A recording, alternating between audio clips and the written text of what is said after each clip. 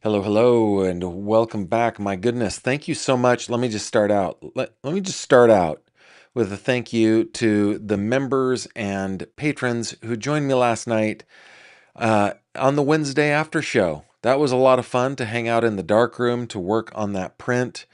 It was a contact print from a mentor of mine, an 8x10 negative. Is so much fun. Thank you very much for joining me for that. Guys, what is that old, I don't know, do you call it an adage, a saying, a superstition, whatever, that things happen in threes? Uh, I don't think that that's actually accurate, but we're going to start hearing more about cases like the Sider family case. We're paying attention to it now. We've got the old reticular activator in overdrive, and that which we see, we are going to notice more. So, as we're talking about the Siders family, I will note that I saw another story coming out of Johnstown, New York, in upstate New York, that we're going to talk a little bit about. But the main subject of today's video is Elizabeth Sider going to be able to get her kids back? And ooh, does that like strike fear into you? The idea that a person like Elizabeth, at least as how she has been described to us by people like Ohio Attorney General Andy Wilson, like Bill Archer, like the Vinton County Sheriff, can't remember his name, the fear of her getting charge of her children. Well, we're going to talk about that today because intrepid reporters have been going around talking to experts about it. And we are actually going to hear directly, no, Gavin, that is overstating it, indirectly. We're going to watch an interview with Tommy Stolley, who is the attorney for Elizabeth Siders. We're gonna watch that video. It's a clip. It's like 5 or 6 minutes long, and I mean, there's just so much to unpack there, and he is giving information. Remember, his client does not have a gag order. That gag order is on somebody else on G2, and then of course Christina's case, there's that application. But he talked to Chris Cuomo, and we're going to watch part of that interview. What else have we got? I've got a whole agenda here. We've got, of course, we're going to do the whole Siders thing. We're going to do the Johnstown thing. Can she get the kids back? Yeah, we're going to do all that. We do have some really fun questions today. We have some headlines in the Celeste Rivas Hernandez case, in the Nancy Guthrie case, in the Nolan Wells case. I did prepare some good news today. Of course, it's animal related because animal related news, especially when it's good, makes me happy. And good news is supposed to cleanse the palate, right? It's supposed to cleanse the palate of all the bad news that we talk about during that apparently we're addicted to. Apparently we're addicted to it. We like the bad news, but we still got to clean the palate. Gotta cleanse. So we're gonna do that good news. But why don't we start off today with the question of the day, just so you guys can get your little fingers and thumbs warmed up for the live chat and for the comments. I'm doing my best to choose in our 3 question segment later on a question. I'm doing my best to choose a question of the day that will pair finely with our 3 questions segment later. So the question of the day: what's something you've named that probably didn't need a name? I'll go first, okay? I name all my cars. I don't know that they need names, but I name them all, and they've all been, I think, terrific names. Now, I don't have a nomenclature. I don't have rules that I follow. For example, my Toyota is named Ansel. The other car is named Wilhelm. So yeah, do they need names? No, I could just say, go hop in the Toyota, right? But I don't do that. Let's hop in Ansel and off we go. So yeah, what's something that you've named that probably doesn't need a name, foreshadowing for our 3 questions segment later. And yeah, gonna get into headlines, gonna get into this whole Siders family thing. It is crazy, the stuff that's coming out in this case. So stick with me while Javi pushes the button that indicates that we're officially getting started. Javi, that's a cue to you.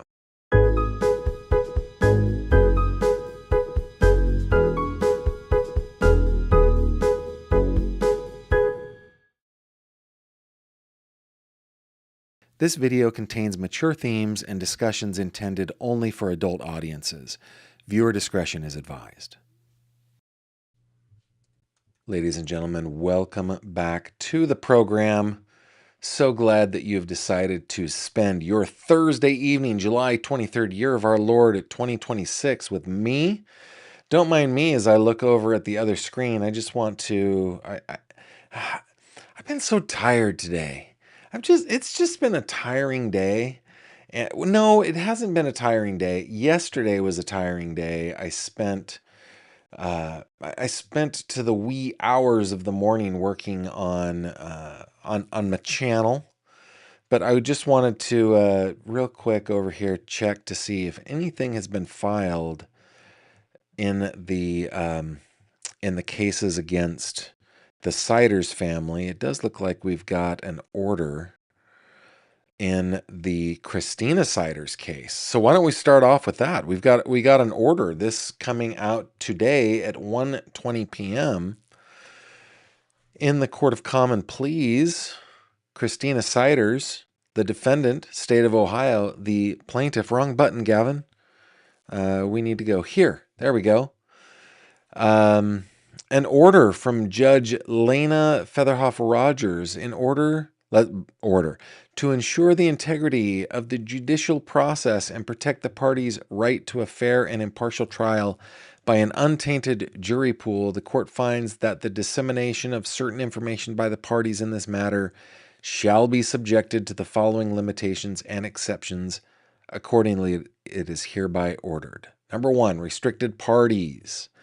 The following individuals are prohibited from making extrajudicial statements to the public, the media, or any person for the purpose of public dissemination. The parties, defendant, and any representatives of the state of Ohio and the prosecution counsel. And there's no period there. And the prosecution counsel, all attorneys of record, including any investigators, experts, and support staff by the prosecution and the defense, agents, representatives, any person or entity acting as an agent or representative for the prosecution or for the defense, and court staff, all judicial officers, clerks, and employees of the court. Do you see who is missing from this non-dissemination order? Let's think about it, because there have been people that have not disseminated information that is available, and rightly so, to the public by law. And that is the jail. The jail is not listed here. Okay, let's zoom up on this so you guys can see it better. Prohibited disclosures.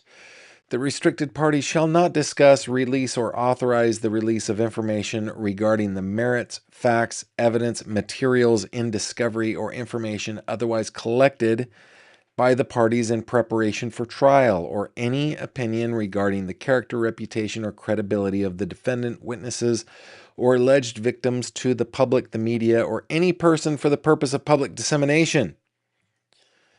Permitted disclosures. Nothing in this order shall prohibit the restricted parties from quoting or referring to information that is already a matter of official public record, information that becomes a matter of official public record, or from providing information regarding scheduling, court dates, or the general nature of the proceedings. Okay, information that is got it. Nothing in this order shall prohibit the release of information pursuant to requests for public records or subpoena in accordance with applicable legal authority. Thank you, Judge Rogers. Those dill holes over in the jail. Oh my goodness. And led by a dill hole lawyer. Can I just go on a soapbox for a second? Guys, I have been represented by counsel just a handful of times, okay? Something that every lawyer has in common, in my experience, is an aversion to any kind of risk. And yet they certainly are okay risking breaking public records laws. They're perfectly fine risking that. What they are what they won't do is the opposite. It's just so dumb. Like I think of the counsel that I've gotten from lawyers over the years in just a handful of different things where I have just had to shake my head and say, no, I'm not doing that. You really ought to listen to me, Gavin. I heard every word you just said. No. The answer is no, I won't be doing that. Yeah, and it bothers me. This is such a tangent, Gavin. This is such a tangent. My goodness sake. Attention!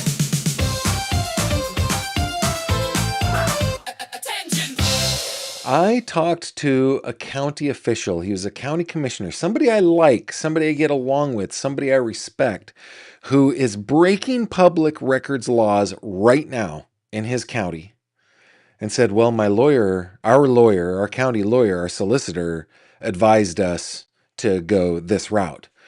Listen, sir or madam, you don't have to accept their counsel. And I told him that, and he said, yeah, I really do. No, you don't. You got immunity, man. Come on. It drives me crazy. Drives me absolutely up the wall. Okay, so I'm glad that Judge Rogers carved that out, right? Nothing in this order shall prohibit the release of information pursuant to requests for public records or subpoena in accordance with applicable legal authority. Thank you. Duration and penalties. This order shall remain in full force and effect throughout the pendency of this case unless otherwise modified by this court. Violation of this order may result in a finding of contempt of court punishable by fine or imprisonment. And this, of course, is in the case of Christina Siders. Okay, now let's just go through. Let's look at Elizabeth Siders, see if anything new came in. Nope, nothing there. So Mr. Stolly is in the clear. What about Gary Siders the elder?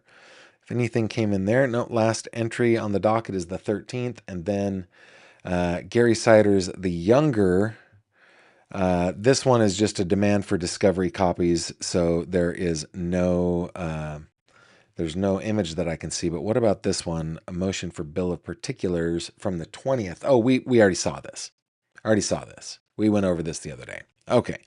So, all right. That's what's new in the case. I should have searched that before we even started, but, and I'm going to keep that tab open because I would like to keep that order and file it away because that is muy.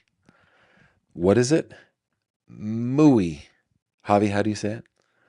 Muy importante. Muy importante. Ahí está.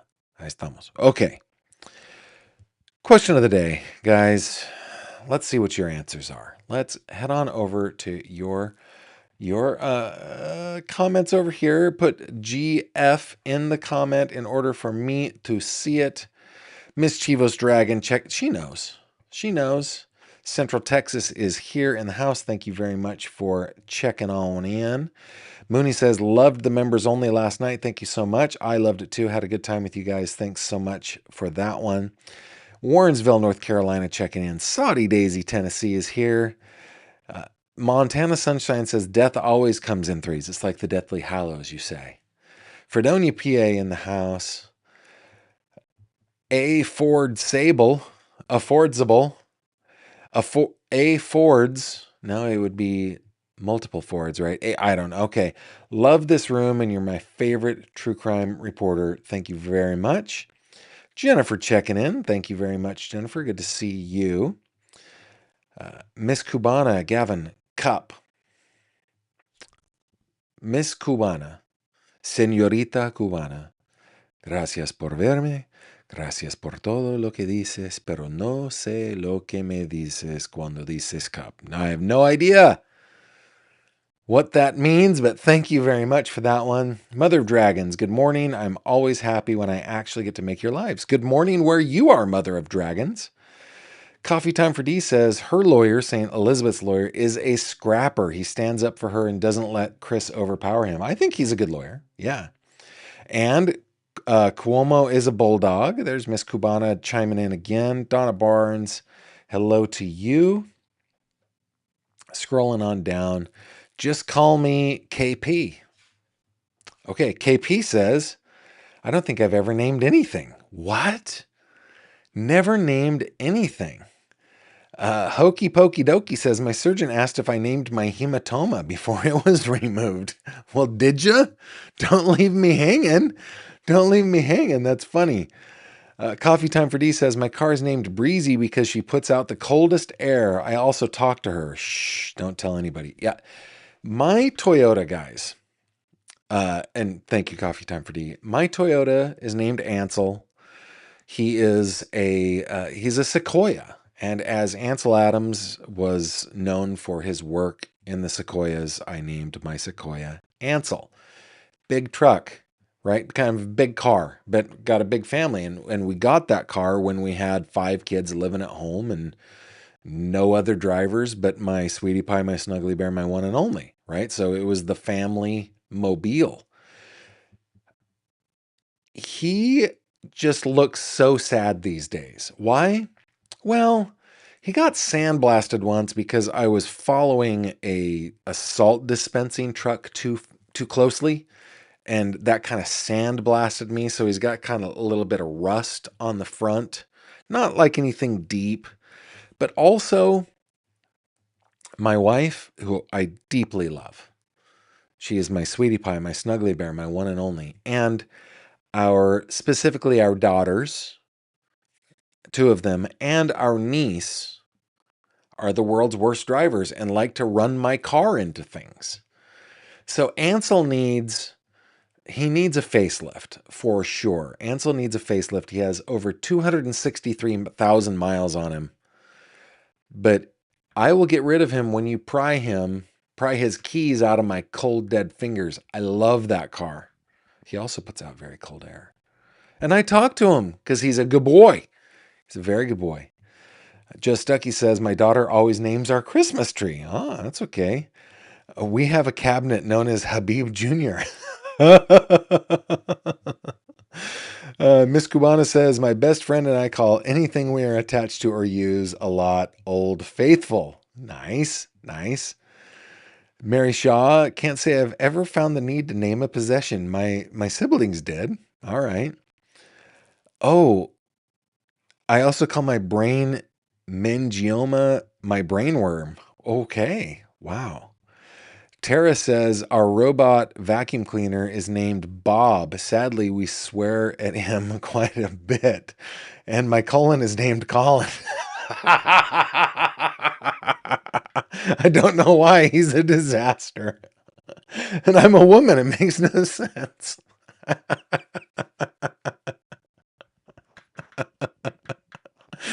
Oh, that's terrific. That is terrific. I love it.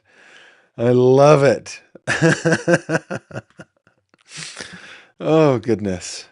We have a robot vacuum cleaner named Mona. Her name is Mona. And then we have a cordless vacuum cleaner named Mo. So Mo and Mona are our vacuums. I have no idea why. Kimberly named them.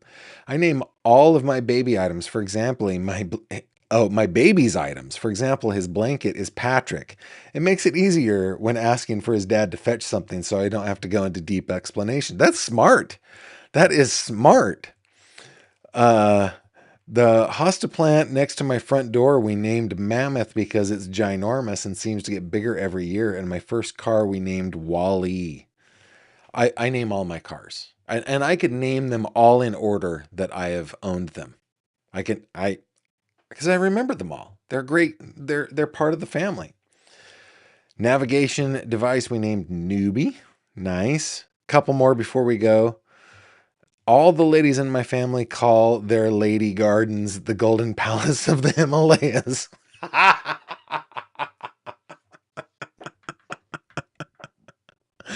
Loving you back in London. That is funny. My Roomba is named Mrs. Clean.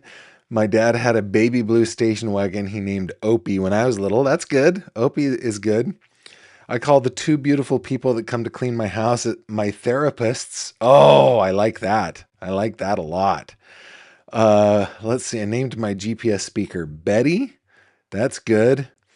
Archangel Marici says my Spanish is great. My Spanish should be great. It's I don't get enough practice time with it. In fact, most of the Spanish that I speak in these days is written, so I don't get to speak all that much. But sometimes I'll have conversations with ChatGPT just to get the tongue loose.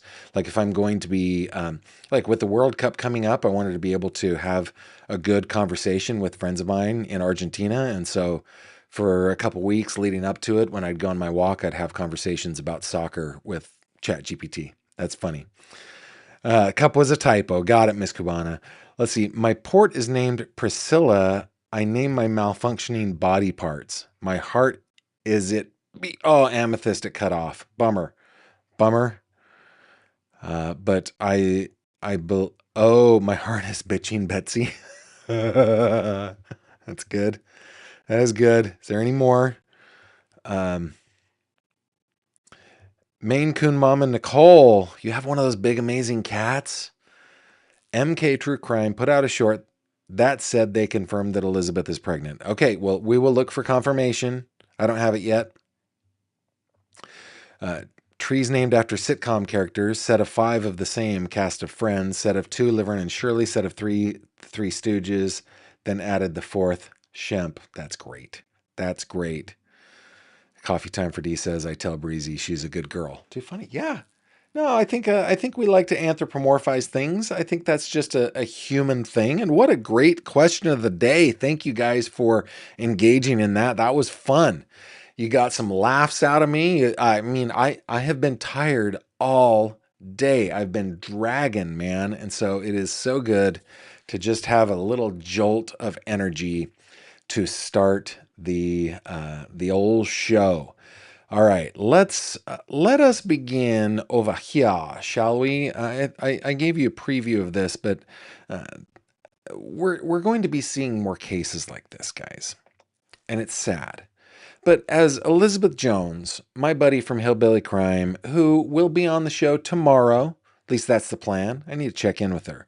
She is the hardest working person in true crime. She's going to be joining the show tomorrow. And the last time she was on, we were just like, yeah, we see this all the time. We need to get better at stopping it. Individually, societally, we need to get better at stopping this. But just so that we're all aware, this is not new, right? From CBS 6 Albany in upstate New York, kids, cats, feces, and garbage found in Johnstown apartment, police say. Dateline Johnstown, New York. 2 children were removed from a Johnstown home after police say they found them living in deplorable conditions surrounded by animals, garbage, and feces. Wanda, you need to be on the ready to calm me down on this one. I think, oh, Wanda. Yes, okay. Ooh. Thank you, Wanda. Yes, I'm going to need calming music. Johnstown police said they conducted a welfare check Wednesday at a home at 101 Water Street after receiving an anonymous tip.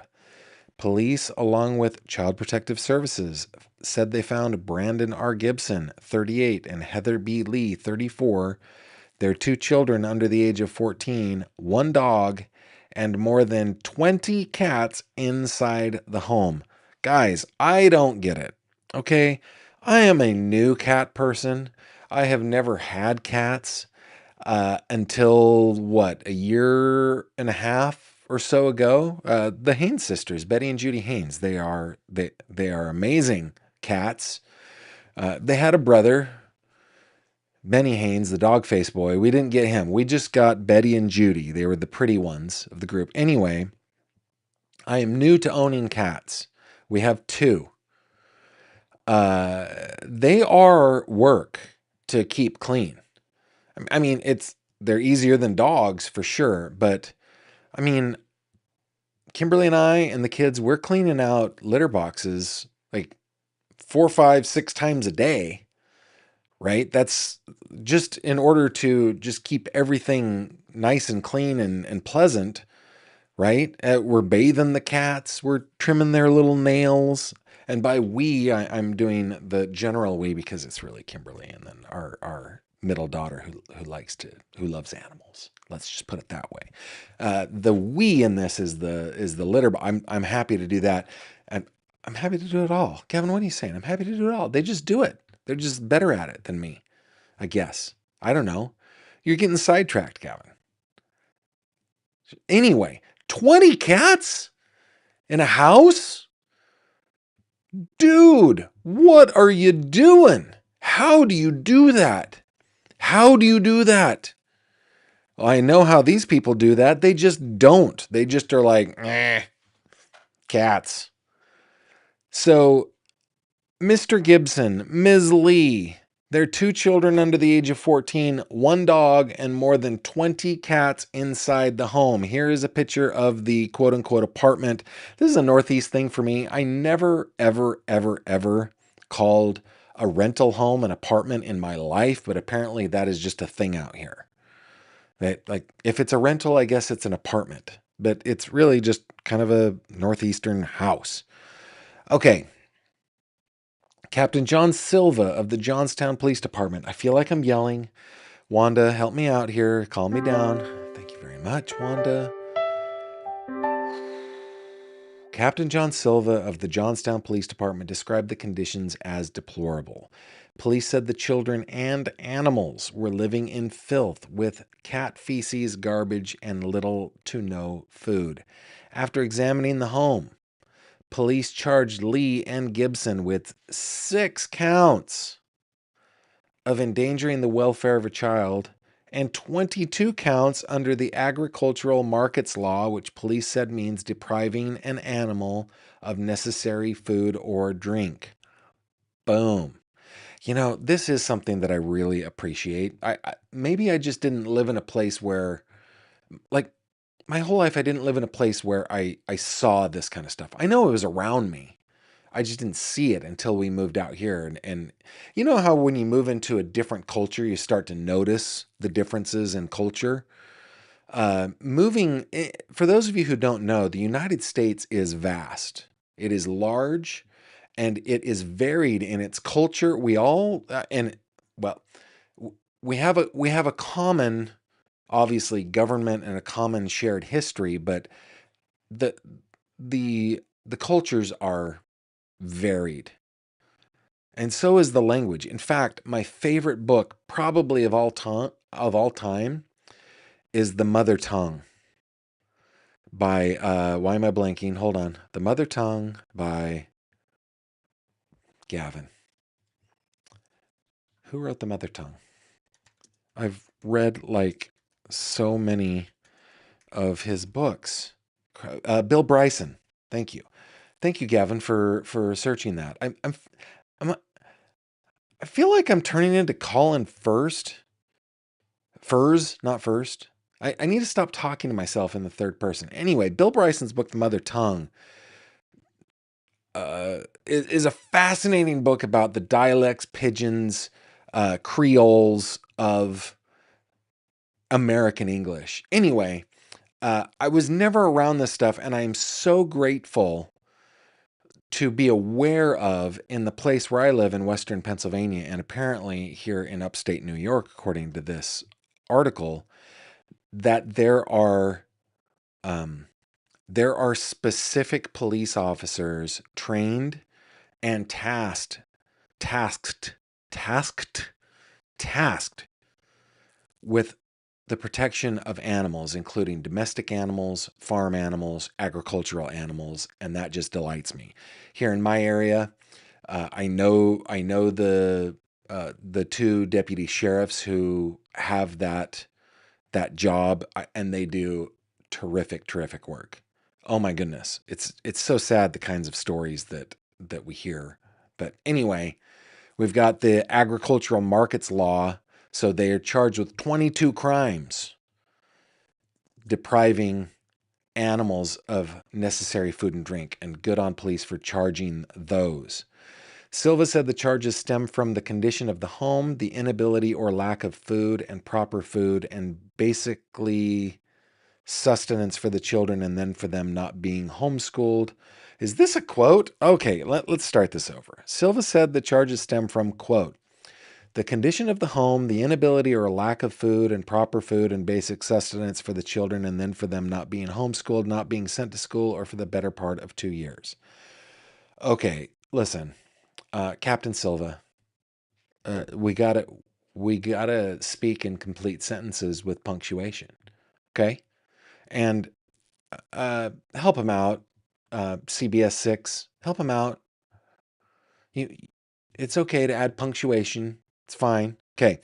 Police said the two children have been removed from the home and are with trusted people. Neighbors said they had noticed warning signs for more than a year and had called CPS and police multiple times. Good on the neighbors. Boo on CPS and police. Tina Marcel, a neighbor, said, you never seen those kids outside whatsoever, once in a blue moon, and if they did come outside, they were always in pajamas, no shoes. Bob Bishop, another neighbor, said he witnessed police trying to go inside and described an officer's reaction. Quote, he went in per second. Okay, did AI transcribe this? He probably said for a second. Okay, he went in for a second, and he come back out, threw up over the railway. Guys, you got to help people out. Reporters, come on, man. Bishop added, the kids deserve better than what they've been having. Probably an understatement from Mr. Bishop. Bishop also said, so it's just very, very sad that these types of things happened in 2026, and it just breaks my heart. Case remains under investigation. Investigators say they were told the kids were homeschooled, but the Johnstown School District said no paperwork had been filed since 2024. Guys, we're going to see so much of this, and we're going to notice it now. And that might be a silver lining in the Siders family saga.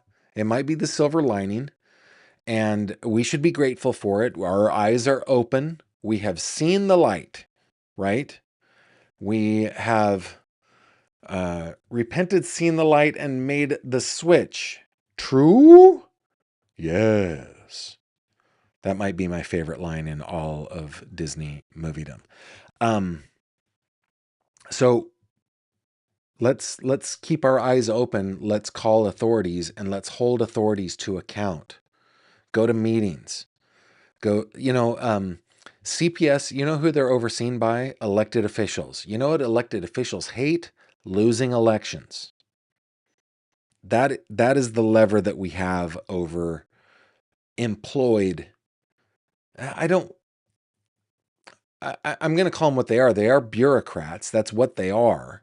But I don't mean it pejoratively.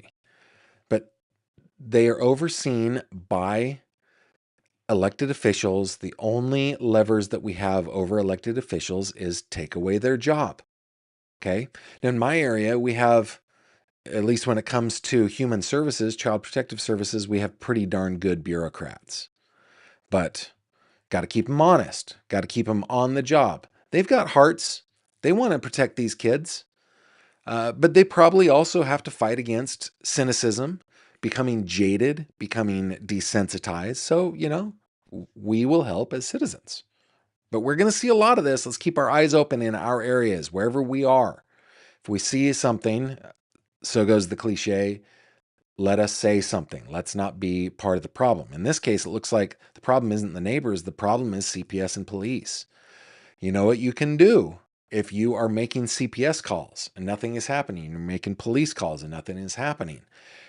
Then you go to your elected officials. You go to your supervisors, your commissioners, your school board members, people who are elected officials that don't want to lose, one, their jobs where they get paid, and two, their visibility in the community, their clout, things like that.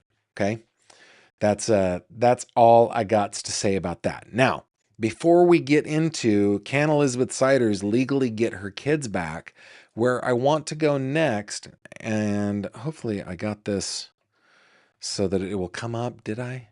I did a good job. Yay! Yay, Gavin. Oh no, it's Javi. Javi did it. It's not me. Thank you, Javi. Speaking of Javi, do you know what his full name is? His given name that his mother calls him when he's in trouble? It's okay to say this, right, Javi? It's Javier Marcelo Guillermo Juanco Ruben Navarro Torres de los Andes. That's that. It's a mouthful, but that's when he's in trouble. That's his name. Okay, the person you are seeing. Let me go like a few frames ahead. The person you are seeing on screen right is this guy, Tommy Stolley. He is the attorney for Elizabeth Siders. He was on Cuomo Crime Time yesterday. Now, and it was on YouTube. So it was about a half an hour long show. I have selected, almost 8 minutes worth of stuff to talk here. I think that even though, I learned in 6th grade that if you're going to give a compliment, don't ever start it with even though, because then it's going to turn out to be backhanded. So I should have listened more closely, let's say, in Mr. Bale's class. Don't start a compliment with even though. You're going to give the compliment, it's going to be backhanded. But let me just say this. His youthful appearance betrays his doggedness. I think he is vigorously defending his client right now in the court of public opinion, which he is allowed to do because there's no gag order in his case. But, in this clip, Chris had just finished out a conversation with another person about the Turpin family. The Turpin family, of course, being the family in California that were grossly abusing their children, shackling them, that kind of stuff, while putting forth an image that all was well in Zion, right? So they just finished a conversation about the Turpins. On comes Mr. Stolley. He comes out of the gate firing, and Chris, he's like, whatever, yeah, fire away at me, buddy. Let's put up our dukes. I don't mind. I think it's great. I think it's great. But let's watch this this clip. We'll probably pause along the way, but there are a couple of nuggets of information, and then, dang it, Gavin, I don't think I put the. If you go to Cuomo Crime Time, yesterday's show, you will find this. And after the show today, or maybe while we're watching this, I will go over and put a link over in the description so you guys can see the whole thing. But let's go ahead and begin right now. And when people see what they've been told about the kid's situation, don't they already know enough to believe that this was a grotesquely wrong situation? Okay, so let's break it down piece by piece. First and foremost, we're talking about the Turpins. This was a case where there were restraints used. Tom went into detail about the restraints, the different types of chained them up. Yeah, chained these kids up. Yeah. There's a pure and simple distinction here is the fact that one of the first pieces of evidence that came out in this case from the prosecutor of Vinton County was the fact that there was no evidence of restraints, no evidence of ropes or ties, no chains, no cages. There was no evidence that these kids were in any way confined in this home. So that's the first thing. Okay, and I think that's a fair distinction to make, especially if you're couching it as this program did, that we haven't seen anything this terrible since the Turpins. I don't know if that's true. Didn't what's her name? I always blank on her name. She was the YouTuber in Utah that also like shackled her kids up with her. I almost had it. You guys will put it in the comments. But was that before or after the Turpins? I guess it doesn't matter. But we have not heard anything about any type of restraint or anything like that. I think Mr. Stoley is correct here. The second thing is the punishments that the Turpins would inflict upon their children. That right there is a patent distinction from this case. There is no evidence at this point that these kids were punished in any way for trying to leave the home, that these kids were punished for trying to come out of the room. In fact, there's no evidence that these kids were not free to move about the house to the extent that it existed. And Ruby Frankie. Finally got it. Was Ruby Frankie after the Turpins? 2023 was Ruby Frankie and Jody Hildebrand.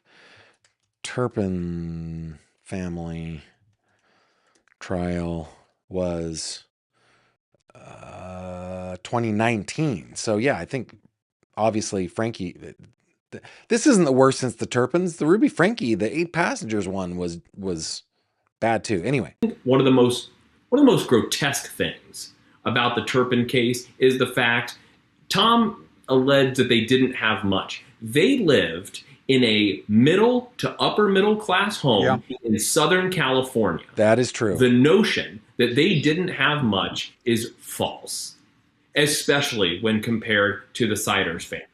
Vinton County is one of the poorest, if not the poorest, county in the state of Ohio. It reflects. Yeah, that is a very good point, right? This is a poor family in a poor area of Ohio, not an upper middle class suburb in California. A lot of Southeast Ohio, but seriously, this home is isolated. It is far away from the neighbors. So let's look at the house. The Turpins made choices. They had a depiction of their family online. Those were their choices. That's why people didn't know what was going on in that home, was because they portrayed this folksy family image online. They made sure that... Honestly, Mr. Stoley, like, I'm impressed with this guy. Every time I've seen him, he makes good, valid arguments, and he's making a good one here. The Turpins were purposefully deceiving the world, right? Same thing with Ruby Frankie. Purposely deceiving the world, and then behind the scenes engaging in CA, right? I think this is probably a very different thing here. Now, the CA still exists. It's still there, but it's not like they're putting some story forward like everything is well in Zion, right? Kids had matching outfits. They made sure that the pictures of the kids at Disney were posted on Facebook. Okay, wait a minute. Let me just pause here for a second, since I'm looking at this picture. Look, Mr. Turpin there, like, his hair should be a felony. It's a crime. How did nobody know this dude was treating his children that way? Look at his hair. It's a crime. Putting yourself out there like that. There were signs. That's all I'm saying. There were signs. Made sure that people saw them. Wait a minute. I'm looking at these 3 boys whose faces are pixelated, rightfully so, and they have got the same haircuts as their dad. That is 4 counts of the same crime, okay? 4 counts of the exact same crime. What? Elvis didn't notice this in this picture? Elvis didn't notice that we got some serious criminal activity happening here. There were signs. All I'm saying is there were signs. Guys, there were signs. All right, let's keep purchasing these lavish toys and stuff that Tom was referring to. These things were stuffed in their garage. So the Turpins made choices, and they had the money to make those choices. And their choices were wrong, and that's why that case... But even if the Turpins are worse, it does not relieve the onus of your client and her relatives being terrible. Are you saying that at this point you believe that your client has done nothing wrong? Well, Chris, when you have a situation where a family cannot afford to take care of children, or there are home conditions... Okay, I'm sorry. I'm going to let Mr. Stoley do his thing because he does a good thing. But listen, Okay?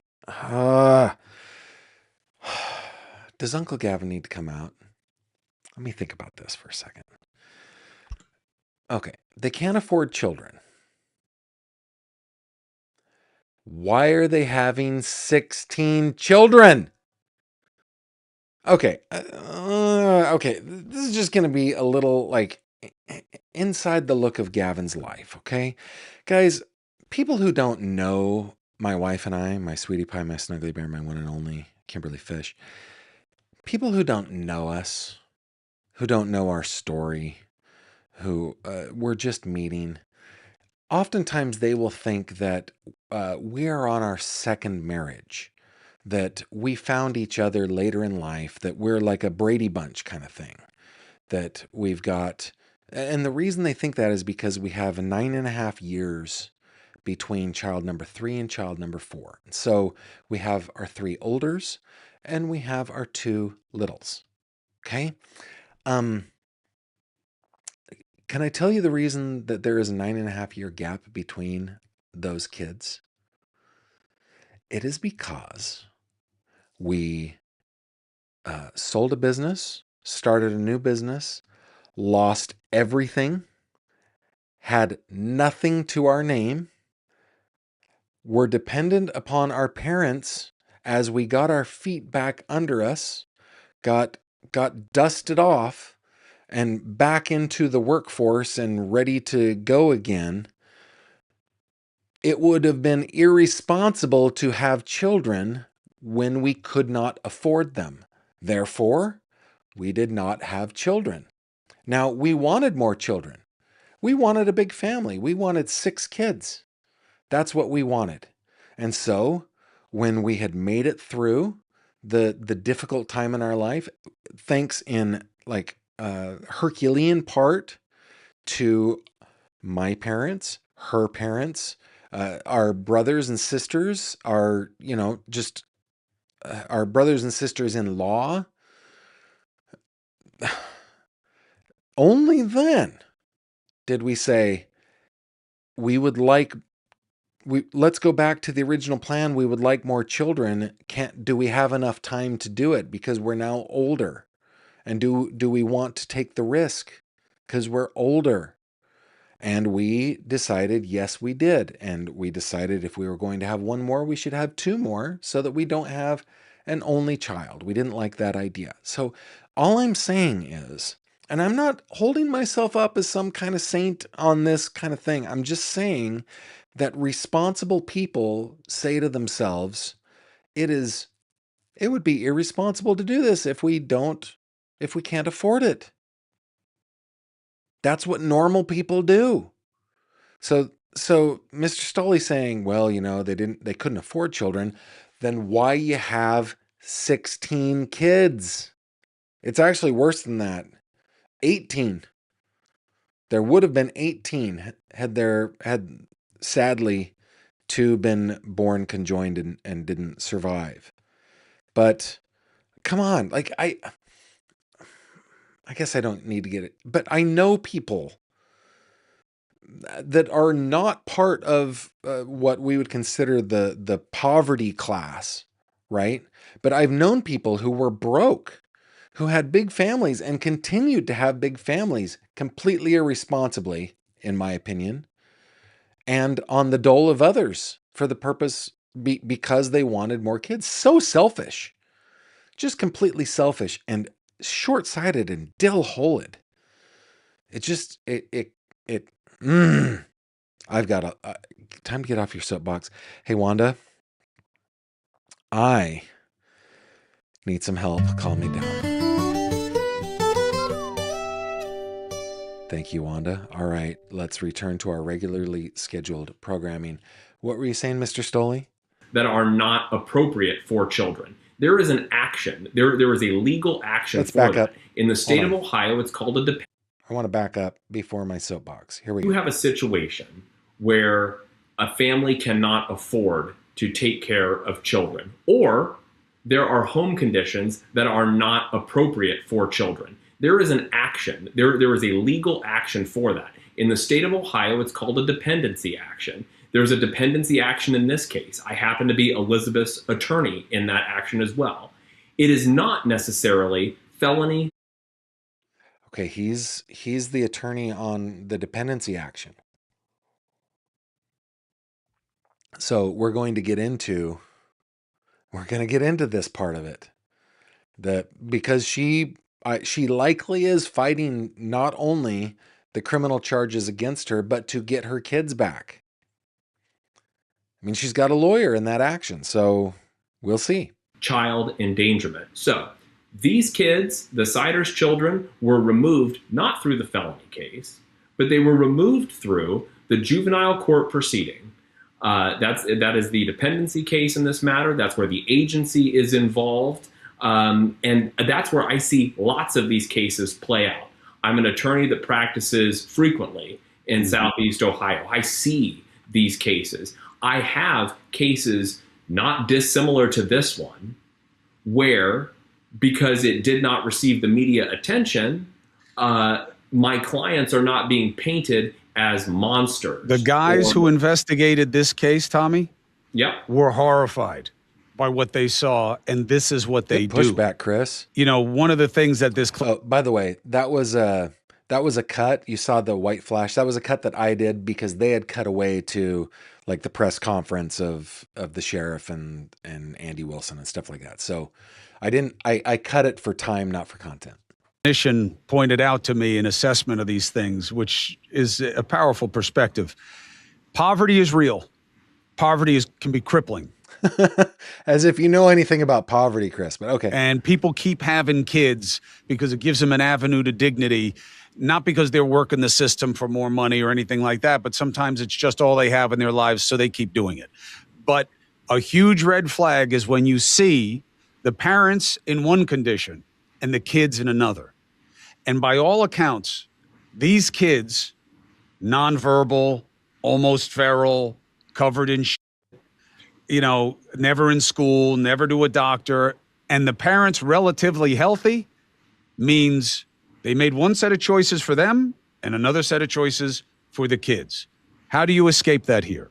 So, Chris, I think actually I take issue with some of that because I'm not sure that the parents were living in any different conditions. We do not know at this point the health conditions of the kids. I don't even know that, and I represent Elizabeth in the dependency action. We will get that information. That's something I will be privy to in that case. We also don't know the status of the parents' health conditions. What we do know is that all of the Siders, the 16 children and the 4 adults, were all living in that home together. So whatever the conditions were, they were all living in that home. Right, but you know more than that. You know that the kids were found to be malnourished. The kids have no medical records. The kids were never in school.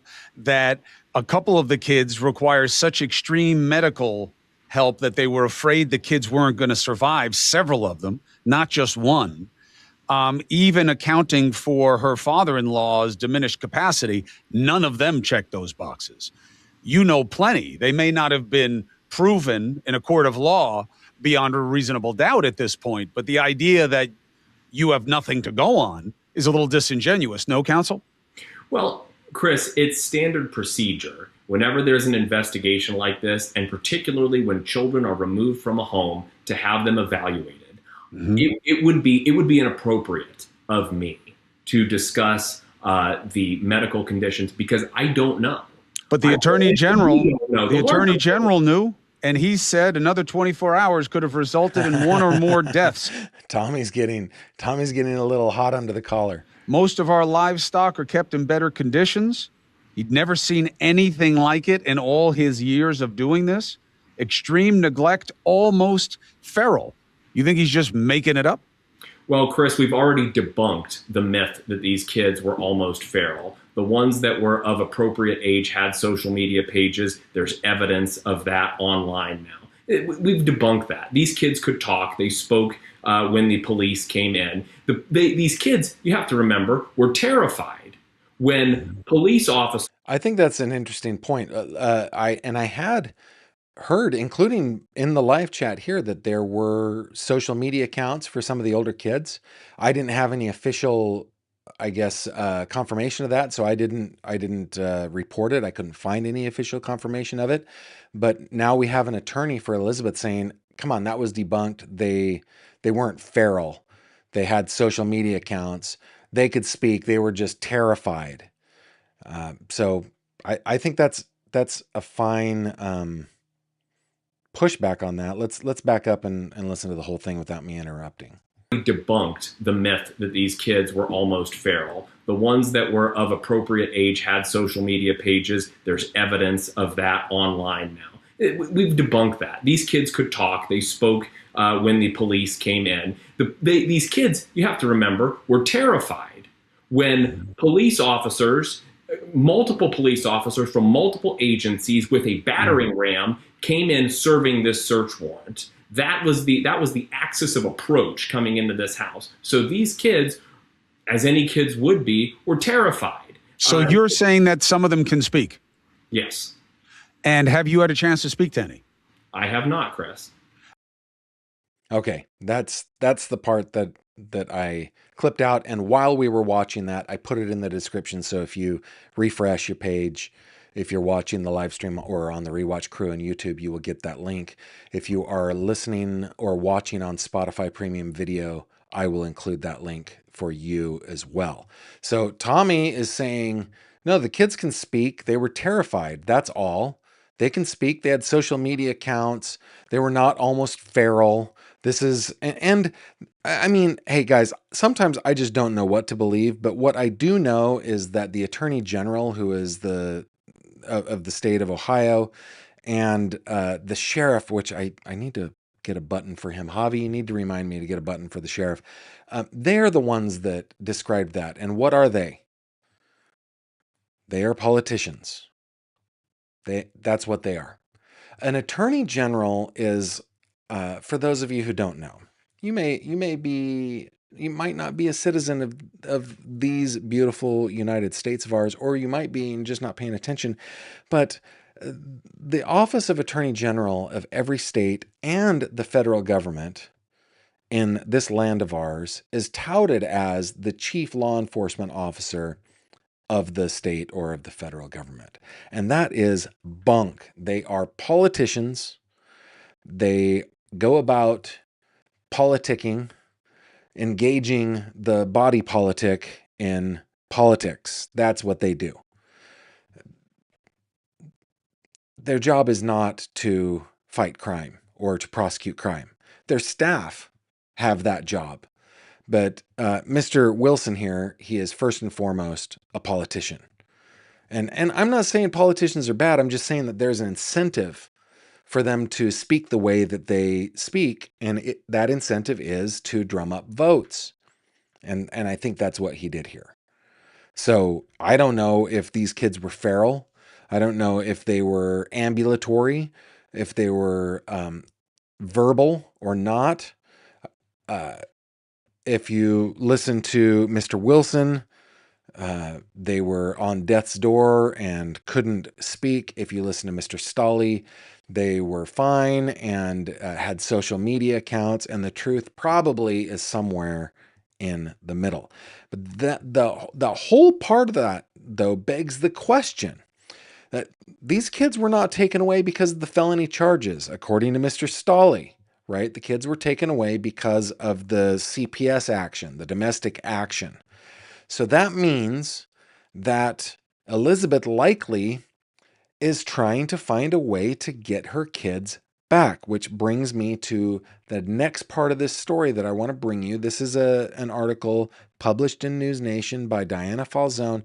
This is a great article. We're going to yada yada a bit of it, but it's not very long. Let's just get into the meat of it, okay?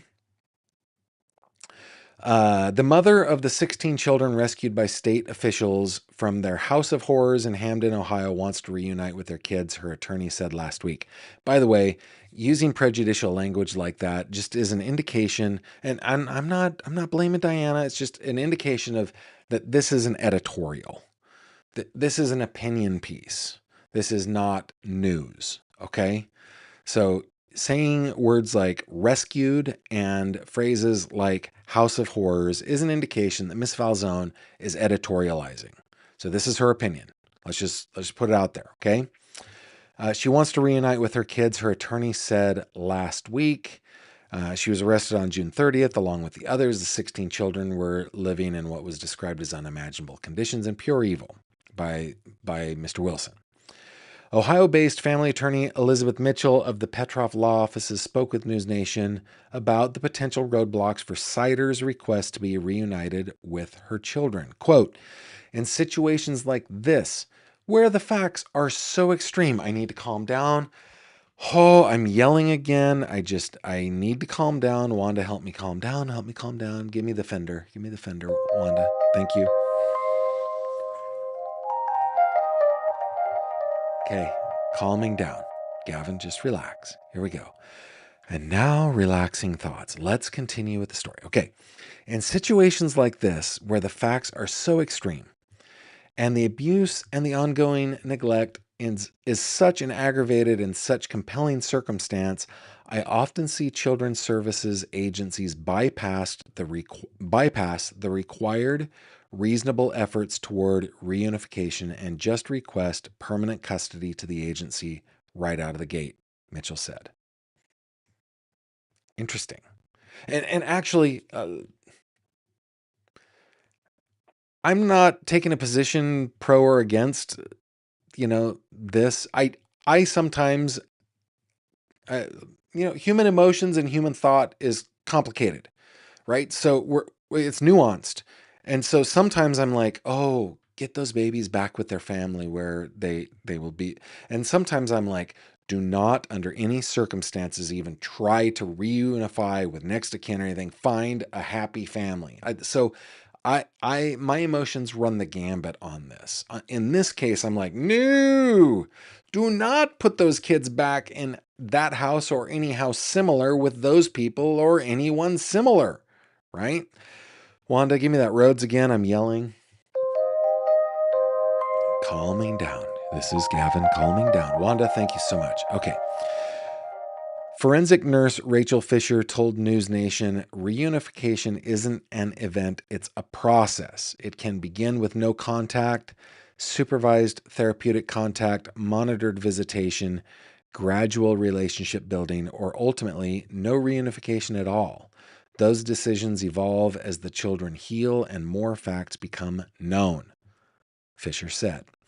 Fisher explained that it is too premature in the Siders case to know if reuniting the children and their mother should or could happen.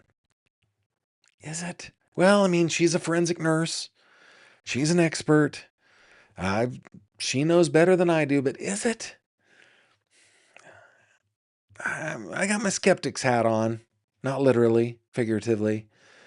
Okay, quote, this case is unlikely to have a single answer because these aren't just 16 siblings. These are 16 individual children, each with their own trauma history, developmental needs, attachments, and therapeutic path, Fisher said. She added under Ohio law, child welfare agencies generally work toward reunification when it's safe to do so for the children. However, she cautioned against that being the main objective at the moment. Quote, these children deserve specialized, trauma-informed forensic interviews conducted by trained professionals, along with comprehensive medical, developmental, and psychological evaluations, Fisher said. Okay, I like Fisher. I like her. Children may not disclose abuse immediately, she explained, adding minor victims should never be expected to repeatedly recount their stories in ways that could risk further trauma. Quote, we don't know everything that occurred in that home, and the purpose of these assessments isn't to confirm abuse. Close quote. Fisher said she will be watching to see if the children will be assigned independent legal representation or a guardian ad litem who can advocate for their individual interests. I need to look that. I need to look that up again.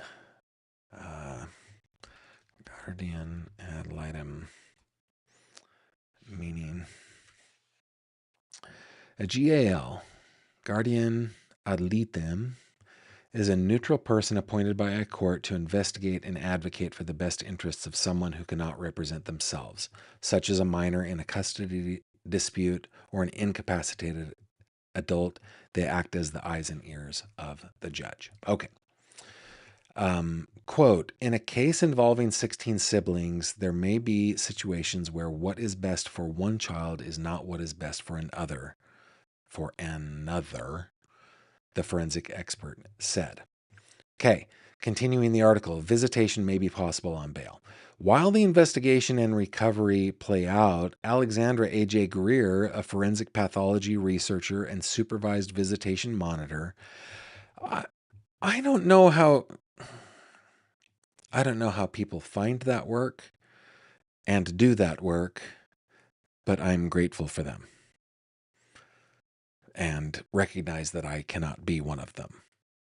And so will just offer my admiration from afar.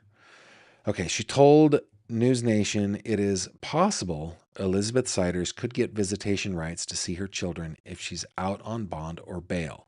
She noted the process can take time. Quote, family court can also move slowly. I've seen it take anywhere from a month to a couple of years before an individual is granted supervised visitation, Greer said.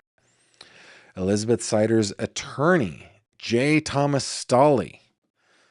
I am J. Gavin Fish. We have our first initials in common, Mr. Stolley. Anyway, Elizabeth Siders' attorney, J. Thomas Stolley, requested a recognizance bond that would allow her to leave jail with certain conditions. Quote, through conversations with counsel, the defendant maintains that her principal desire is to reunite with her children. She understands that reunification of any sort is an impossibility if she does not appear before this court, Stolley's court filing reads. By the way, knowing that he is representing her in that in the family court proceedings does make more sense that he would bring that up in the motion. Elizabeth Siders is being held on a $300,000 bond, which Stolley argued was impossible for her to pay. Continuing, criminal acquittal may not mean Elizabeth Siders gets her kids back, according to a legal analyst. Criminal defense attorney and NBC News legal analyst Danny Cevallos noted criminal and family courts operate separately from one another. Thank goodness. Quote, child welfare or dependency cases run on separate tracks from the parents' criminal cases. Certainly, the courts are aware of each other's cases, but they run parallel, not together, Cevallos said. Meaning, even if Elizabeth Siders is acquitted of criminal charges, she doesn't necessarily get her kids back, he said. Quote, dependency cases have their own civil standard, clear and convincing evidence, and their own timeline, generally about a 2-year clock. An acquittal does not automatically restore custody or parental rights in dependency court. Similarly, a conviction is definitely not required to terminate rights in dependency court. Parents can lose their parental rights without a conviction, Cevallos said. Cevallos said Ohio's default goal is reunification, yet there are extreme cases where such a reunion would not be permitted. Quote, most of the statutory conditions require a conviction first, a killing or a violent assault on one of these kids, a sex crime against one of them. There is one trigger that does not, by the way, let me just pause. I am deciding here not to camouflage the language, which means I am going to get demonetized on this video. It's going to happen. So let me just pause and thank you for subscribing, for liking, for sharing, for being a member, for being a patron, for following me on social media, for all of those things that help me earn a living when I know that YouTube is going to go, nope, I'm taking that away from you. One of the ways that you can support me is by listening to the podcast. I don't get demonetized ever on any of the podcast episodes, which are just these same videos that I do on YouTube. So if you are a Spotify premium viewer, you can watch it over there and I'm not demonetized. Or you can listen anywhere you listen to your podcasts. I am not demonetized. Okay? So thank you. I'm just not going to camouflage this. I'm going to read it as is. Okay? Let me begin that quote again. Most of the statutory conditions require a conviction first. A killing or a violent assault on one of these kids, a sex crime against one of them. There's one trigger that does not have to wait for a conviction. If a parent repeatedly withheld food or medical care while able to provide it, the state need not seek reunification, Ceballos said. So the question becomes, were they able to provide it? I would say the answer is probably yes. There are so many programs. Come on. Okay, Mitchell said if Siders is incarcerated, it would completely prevent her from working a case plan. She added, quote, it's highly likely child endangerment charges are going to come out of this, and that certainly is a massive obstacle and barrier to reunification. Attorney General Andy Wilson said it is believed most of the alleged victims spent their time in a 12 by 12 room and were not enrolled in school. We have seen the room, guys. It's nitpicky, but squares are rectangles. Rectangles are not always squares, right? So it was not a 12 by 12 room. It was a small room. And do we know that they were only in that room? In my mind, it doesn't really matter knowing what was in the entire house, but you can see that he seems to be prone to spin, let's say. Okay. Continuing the article, we'll just finish it out. Gary Siders Sr., 73, is the father of Gary Siders Jr. and the grandfather of the 16 children. Hopefully, we're getting DNA tests to find out if that is true. His wife, Christina Siders, 66, is the mother of Gary Siders Jr. and the grandmother of the children.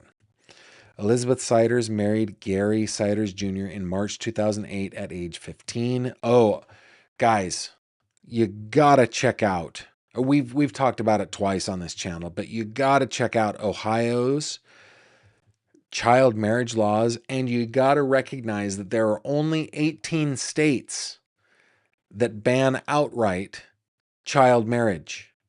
I posted another thing on my Facebook today about child marriage. This is a holy war that we should all be waging. Crazy. Okay.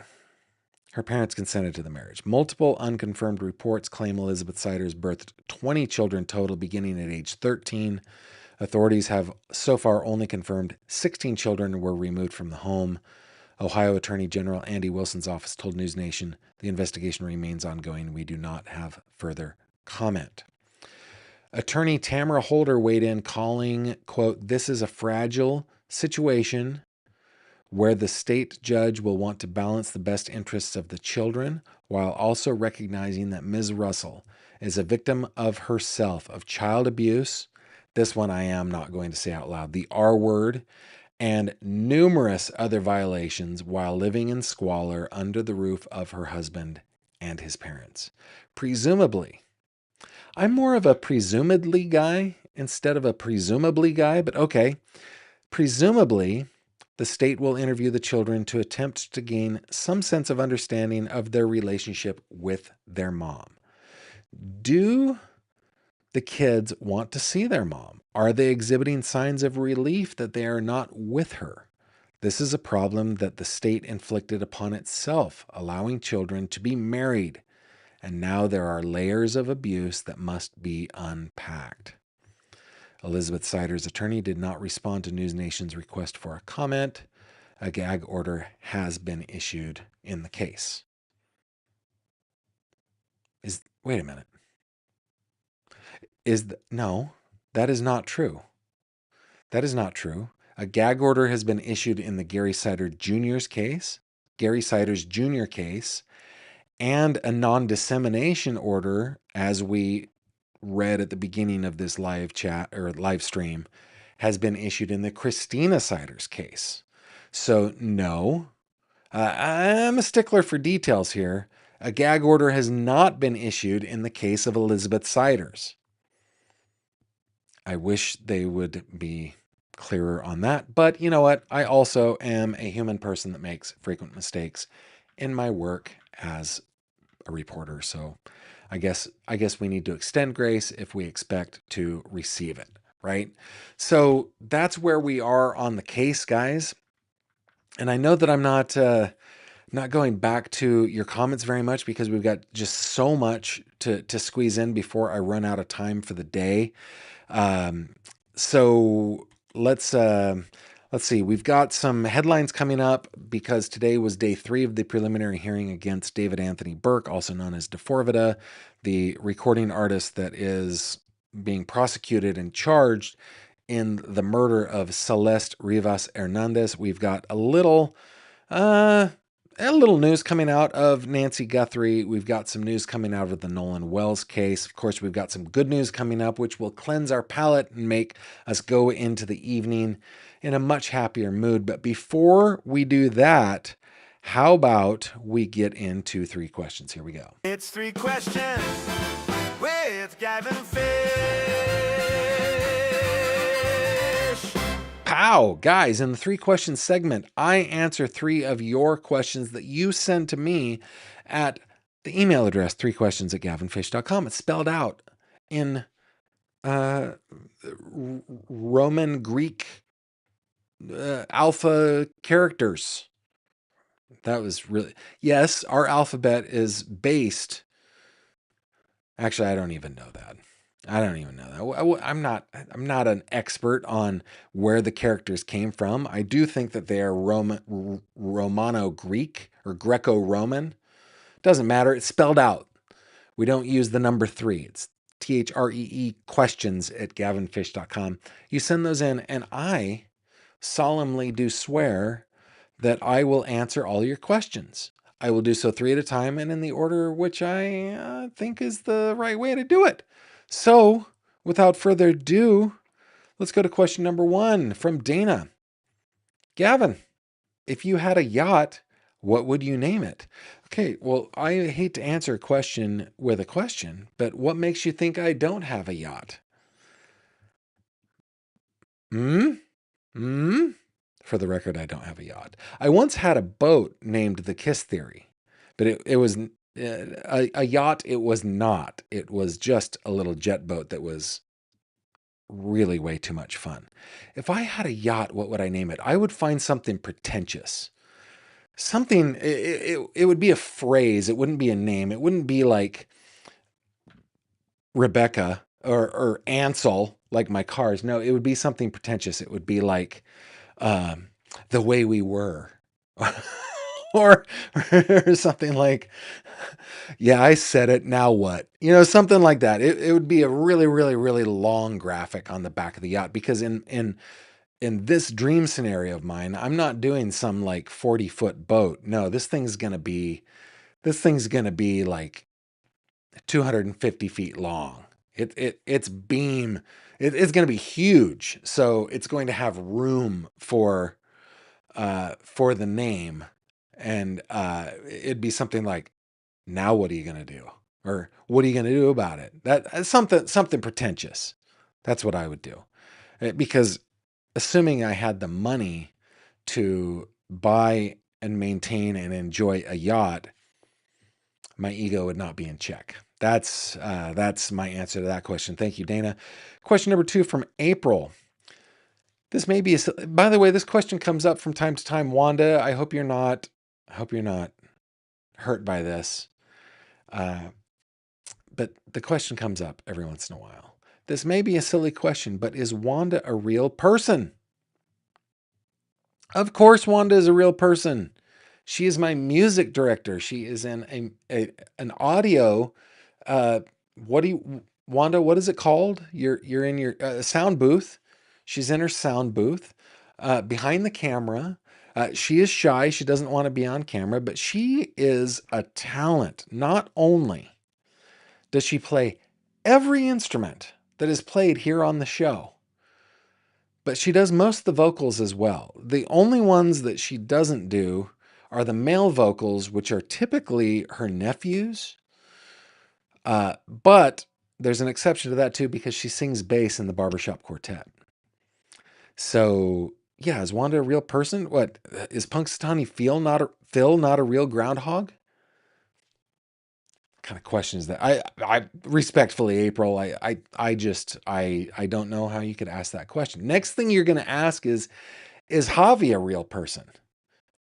Javi, are you real in there? Javi says yes. Yeah. They're my staff, man. I couldn't do the show without them. Javi does all the button pushing, the toggle switching, the lever lifting and priming. He does all that stuff.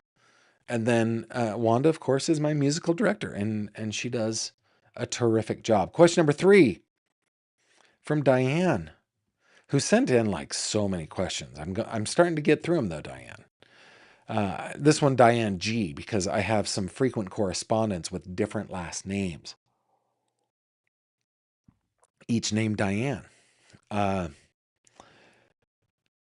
When do you feel the most like yourself? It's a question. When do I feel the most like myself? Guys, we were actually talking about this on the members only last night. I am myself. I don't put on an act. It would be tiring to have like a persona, like a la Stephen Colbert, where you've got the TV persona Stephen Colbert, and then you've got Stephen Colbert, who is the real person. That'd be so tiring. So I don't have a persona that I put forward. And like all people, I'm a complex person. Most people know me as a polite, happy, cheerful, respectful, just normal guy. But as all people are complex, so am I. And sometimes I'm an angry person, and sometimes I'm a sad person, and sometimes I want to throw things, and other times I just want to cry. So when do I feel like myself? I feel like myself all the time. And if I had to put on a show, I would be a very unhappy person indeed. Now, I want you guys to answer these questions in the live chat and in the comments. When do you feel the most like yourself? Just skip the is Wanda real? Wanda's real.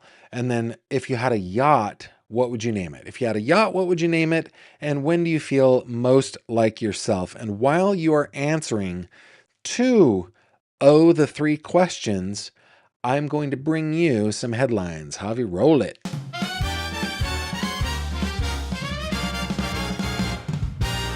True crime headlines. Hey guys, just a couple of quick updates. First, in the DeForvita prelim, this written by Lauren Conlin in LA Mag. We love Lauren's work. She does amazing stuff.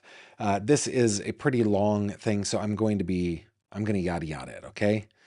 Preliminary hearing for DeForvita entered its 3rd day as prosecutors continued laying out the methodical timeline, alleged, leading up to the tragic death of 14-year-old Celeste Rivas Hernandez, pictured here. Over the first 2 days, Judge Charmaine Olmedo heard testimony about search warrants, digital evidence, Amazon purchases, forensics, and finances. On Thursday, prosecutors resumed calling witnesses as they seek to establish probable cause for the embattled former gamer and singer to stand trial on charges including first-degree murder, lewd acts upon a child under 14, and unlawful mutilation of human remains. Before any witness testimony was heard, Judge Olmedo went on the record regarding an apparent violation of her media order after learning that a shared Google Docs file allegedly allowed a live transmission of the proceedings on Wednesday, despite the court's strict position on live transmission from inside the courtroom. The reporter in question was asked to leave the proceeding for today only. Okay. So there were motions, blah, blah, blah. Blah, blah, blah, blah, blah, blah, blah. Defense attorney. Okay, so they talked about the chainsaws, the biological evidence, the 3rd electric handheld saw found in the closet. Some suspected this saw was missing. That was neither collected nor subjected to additional forensic analysis because investigators determined it lacked forensic value. They documented a large box containing a burn cage. Let's see. Criminalist Lisa Alejandro, a 26-year veteran of the department who specializes in trace evidence analysis, was a witness. Her examination centered on the inflatable pool and Celeste's clothing recovered during the investigation. With the inflatable pool, she identified hairs, fibers, plant material, and possible foam-like flakes using a stereo microscope. La Hendro also documented 4 distinct areas of damage to the pool, describing a combination of straight and irregular cuts, some of which penetrated completely through the material. In one of the prosecution's exhibits, Lehendro testified that several blue plastic fragments submitted by the LA County Medical Examiner's Office physically fit into a missing section of the pool like a puzzle piece. Guys, there is probable cause here.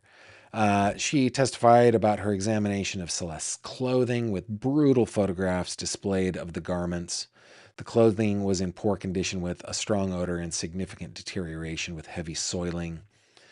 The clothing, which included a pair of Skechers socks, a Victoria's Secret thong, a heavily soiled Forever 21 tube top that may have been originally yellow, and black leggings that appeared to have been cut in half, were all wet, covered in dirt and insects.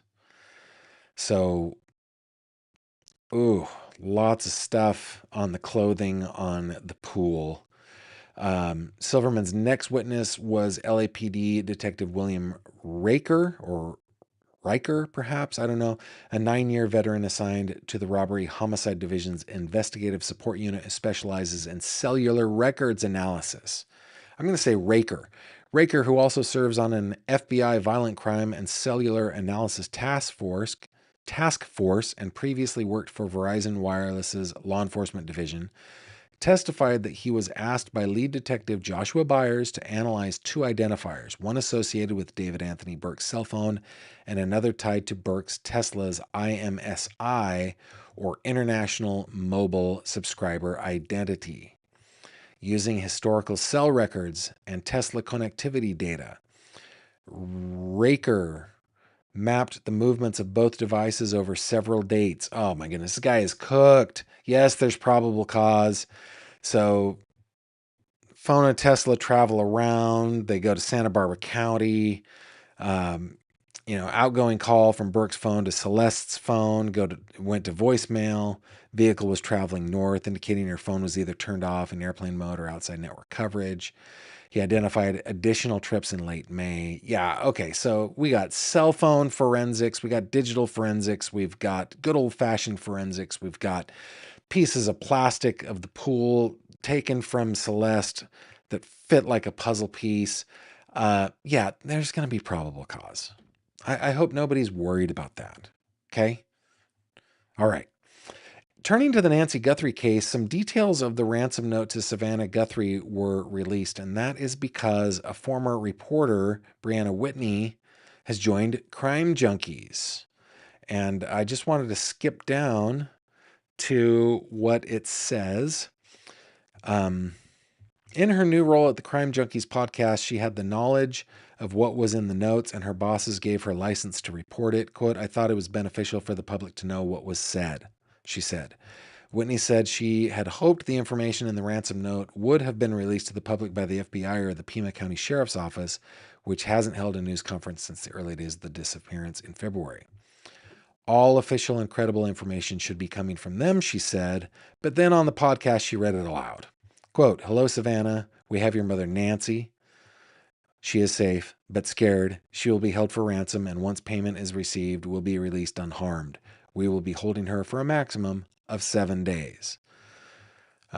Close quote. The note gave 2 deadlines, a detailed report by the FBI and the joint news conference on February 5th. Yeah. February 5th was a demand of $4 million. The second deadline was the 9th with a demand of $6 million. So now we know what was there. Turning to Nolan Wells. We talked about this a little bit yesterday. There was the independent autopsy that we have results back, but we still got lots of questions, right? Okay, Nolan Wells' autopsy raises new questions. Friend on island with Nolan July 4th speaks out. Good. Dateline Jackson County, Mississippi. This brought to you, by WLOX. There are still more questions than answers for the parents of Nolan Wells. After the autopsy report they commissioned found the cause and manner of the 18-year-old's death undetermined. There are so many people out in the public asking all these questions, but the only question that we have is what happened to our son? Nolan's mother, Christine Wansley, said at a press conference announcing the results in Chicago on Wednesday. The state's autopsy is still pending. The family autopsy, performed by Dr. Roger Mitchell in Washington, D.C., found there were no fractures or deep tissue injuries, but described an area of red discoloration on the back of his head. This is actually an image from the autopsy report. So it looks, for those of you listening, he has colored in on the back of the diagram of the back of the head, kind of in line with, between a line dissecting from the top of your left ear to your right, and then the bottom as well. So if you were to draw a line between the top and bottom of your ears, that part of the back of your head, he has colored in with red ink, and he has it labeled red discoloration soft tissue. And then he's also got, by the skull examination, a same line in the same area, same colored in with red ink, still says red discolorization soft tissue. That's the back occipital, right? Okay, quote, "That's a signal to me that the pathologist is not certain that it's due to trauma." Forensic pathologist Dr. Judy Malenik told ABC News. Discoloration can happen from lots of different things, and especially in a decomposed body. Discoloration could just be a consequence of decomp. Dr. Mitchell said he could not observe the airway and lungs for water because the Mississippi medical examiner had already removed parts of Wells' body, pointing out that doing so is common practice. Okay, skipping down, Wells' friend Warren Hudson appeared on the Officer Tatum Show podcast and echoed earlier accounts that Wells chose to stay behind after the boat he took to Horn Island began to take on water.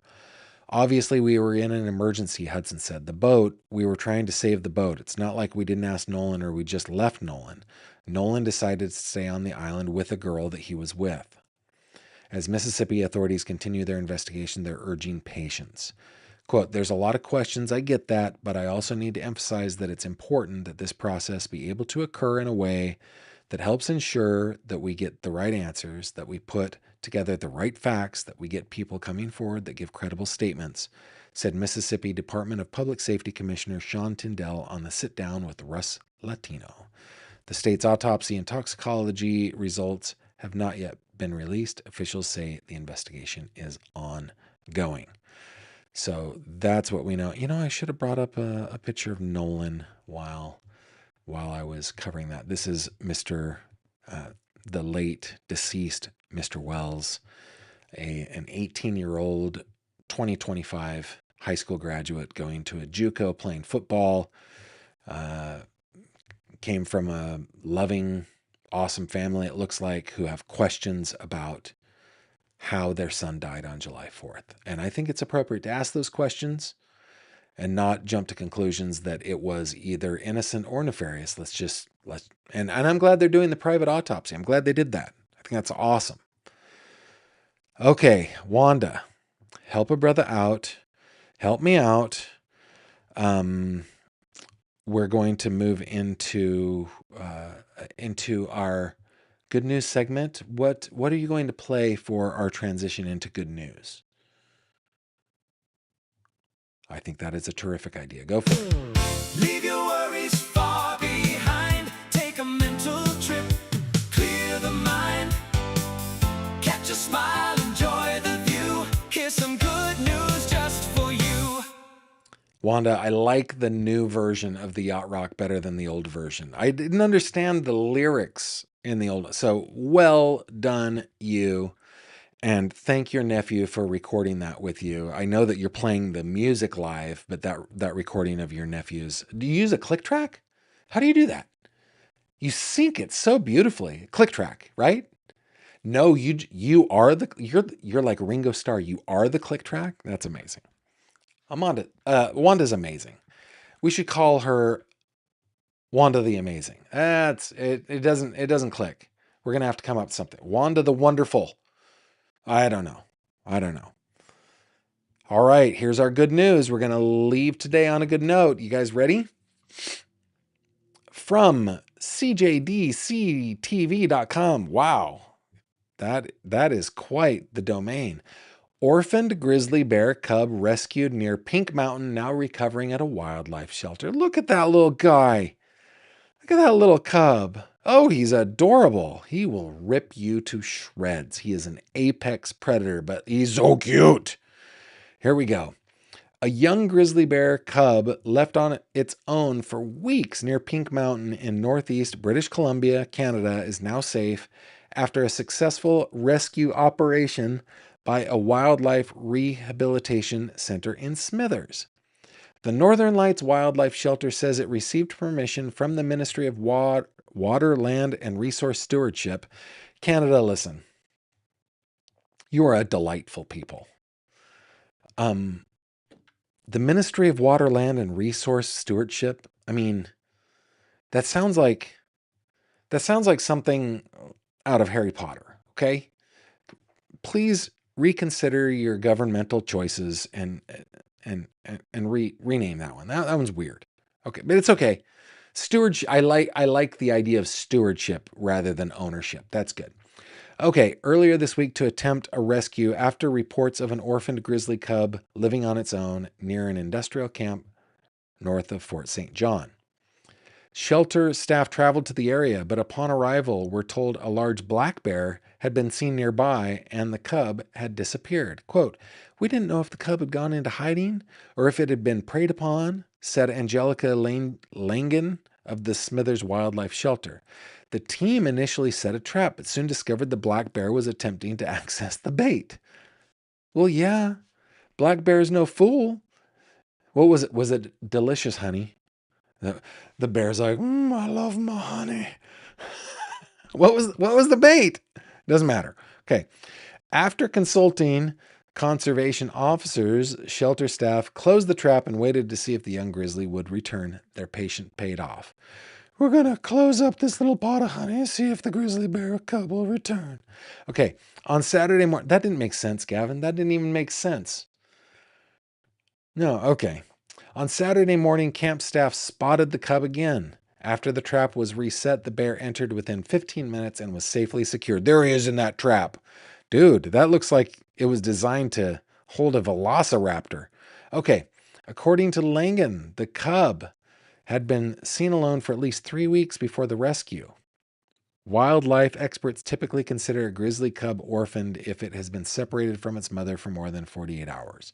The shelter says the cub was underweight and frightened when it arrived, but is now receiving round-the-clock care. How do you know it's a cub and not some disembodied native person re-embodied into the body of a bear? How do you know that? Let's just assume it's a bear cub. That's okay. Quote, "We don't know what happened to the mother," Langen said, adding, "There has been no confirmation whether the sow died from natural causes, a vehicle collision, or another incident, or didn't die at all, just abandoned the cub." Okay, the young bear will remain at the shelter for about a year while it grows large enough to survive in the wild. The plan is to release the animal next summer with a radio collar so other bears can make fun of it, and so staff can monitor its progress for up to 18 months after release. I mean, maybe the radio collar will be fetching. Maybe the cub won't be made fun of by all the other bears, but I think it's likely. The rescue comes after wildlife rehabilitators prepare for what could be a busy season due to ongoing wildfire. Only you can prevent wildfires. Wildfire activity across parts of BC. The shelter says it typically cares for about 30 bears in a quieter year, but that number can climb to 100 or more during busy seasons. At one point, staff were caring for as many as 124 bears at the same time. Langham also urged drivers across BC, That's a different spelling this time. To slow down and stay alert, noting vehicle collisions are among the leading causes of injuries and deaths involving bears. The Northern Lights Wildlife Shelter is funded through public donations and says support from residents help make rescues like this one possible. And good on ya, Northern Lights Wildlife Shelter, for entrapping, hopefully with a pot of delicious honey, this little cub and getting it rehabilitated with all of its fellow bears and other animals that you rehabilitate out there in BC. You're doing God's work. And that, guys, is the end of headlines. Let's see what you guys are saying.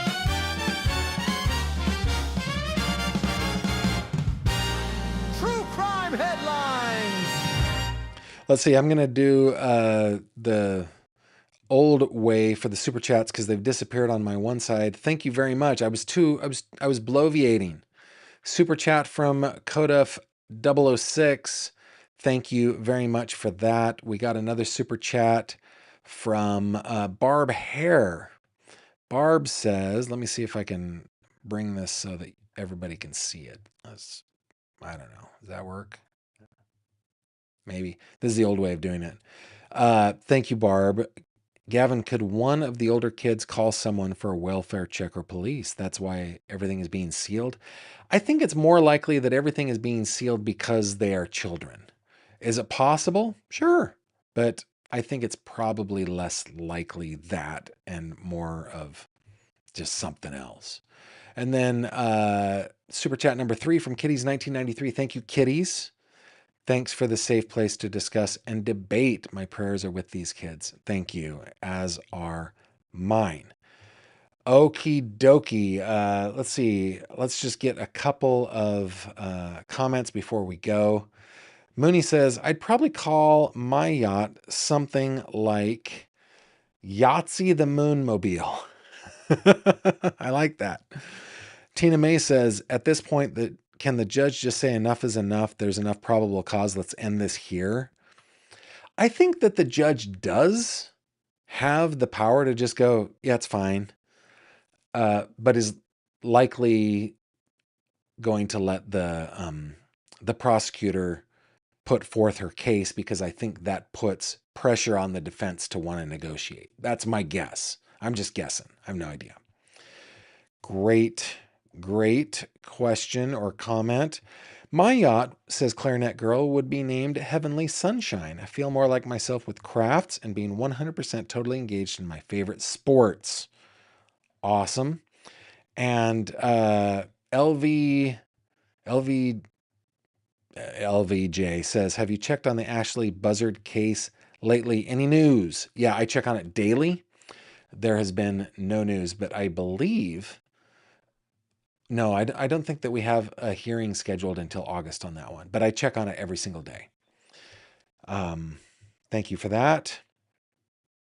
Mooney says, wildly wonderful Wanda. Yes. And Melissa says, that widow bear is so darn cute. It's adorable. He loves his honey. I bet. Glowing Ember says, Gavin, I still say, of course, Javi and Wanda are real people. Let's all remember, some have invisible friends. Gavin being one. Javi and Wanda are very real. Jay Gaz Mom says, my yacht would be the Green Machine because I would always get seasick. That's funny. Melissa says, I feel terrible most myself after a good hot shower, a long one. That is a daily ritual for me. I'd name mine Gold Miner, says Melissa Sawyer. And Magical Mary says, yacht name, 3 questions. That's a good one. Yeah, I should have done that. Becky Johnson, name the yacht How You Like Me Now. Something really, really pretentious. Robin says, I'd name my yacht Yada Yada Yada. That's funny. That is funny. Good stuff, guys. Thanks so much for your... thanks for being here. Thanks for your comments. Thanks for the super chats. Thanks for it all. We will be back tomorrow at 6 p.m. Eastern Time here on the Tube of U's, joined by our pal Elizabeth Jones from Hillbilly Crime. Looking forward to that. talking about the news of the week, including this case, Cider case, the Celeste Rivas case, so many other things. Probably talk a little inside baseball too. We talk about that a lot because she and I, we collaborate in trying to build our channels together, and we have like minds. So it's going to be great to have her on. Please join me. Otherwise, if you're on the Rewatch crew, hey, if you're a Spotify Premium member, check it out on Spotify. Thank you for listening on the podcast, the whole thing. Thanks, guys. You guys are the best. I bid you adieu, and I'll check you on the next one. Take care. Javi, that is your cue to push the button. Take care.